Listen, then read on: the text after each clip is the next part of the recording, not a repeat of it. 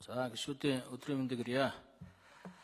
За Монгол улсын оршин тогтнож байгаа үндэс бол мэдээж газар шороо үндсэн хуулийн дээр гэж ярих байх. Гэхдээ үндсэн үндэс нь бол одоо Монгол гэр бүл гэж ойлгож байгаа.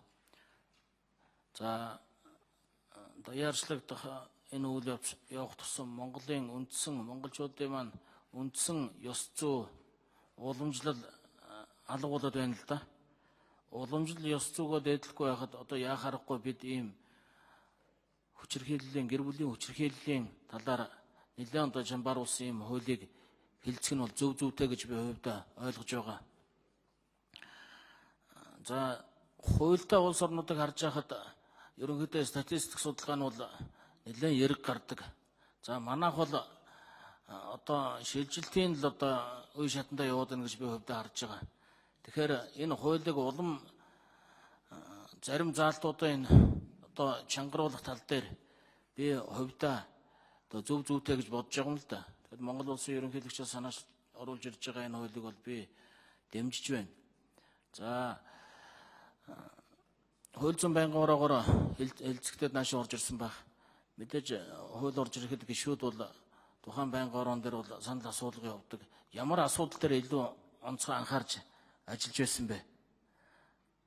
Илүү одоо асуулга тавьж исэн бэ?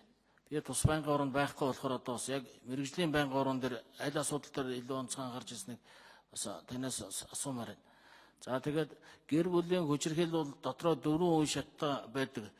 Леонор Волкер гэдэг барууны одоо эрдэмтэн судлаач тэр циклийн хэлбэрт явдаг 4 үе шаттай энэ хүчирхийллийн энэ загварыг нь бол тогтоосон байдаг.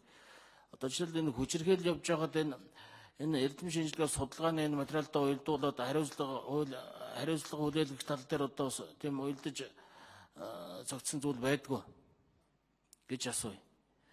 За тэгээд өнөөдөр бид амиа хорлолт гэж одоо маш өндөр огцом тоо өсөж байна, том тоо гарч байна. За гадуур тэнүүжилж явж байгаа улс. За одоо гомо гэж ярьдаг, лесби гэж ярьдаг.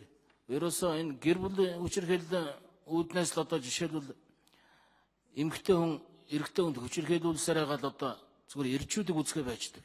Эсвэл одоо эмэгтэй хүнд хүчирхийлүүлсээр байгаад нөгөөх нь үзэхэ байждаг. Тэгээд лесби гомо гэж бий болоод байна гэж үндсэндээ би бол шинжлэх ухааны үндэслэлтэй хэлж байгаа. Энэ бол одоо яхахгүй нотлоготой зүйл. За нөгөө талаар одоо бас ямар зүйл гарч байгааг бол бид чинь эдийн засгийн талаас нь харах юм бол ажил дээр одоо гарч байгаа үйлдвэрлэлийн хослол энэ чинь тухайн хүн чинь психологийн стресс дарамтанд орсон учраас л одоо би одоо анхаахан шинжлэх ухааны талаас нь яриад байна. Стресс гэдэг зүйл чинь гэр бүлийн гаралтай. Энэ бүх зүйл дээр л одоо хуулийн чангаруулж энэ үндсийг олж байгаа л одоо бид явуулах нь зөв зүйтэй байхаа л гэж би хувьдаа бодож байгаа. За тэгээд цаг үеэ олж байгаа хуулиа бид энийг гаргаад явах ёстой. Нийгмийг бид Монгол гэр бүлийг энэ хуулиараа эрүүлжүүлнэ гэж би хувьдаа бодож байгаа. За баярлалаа.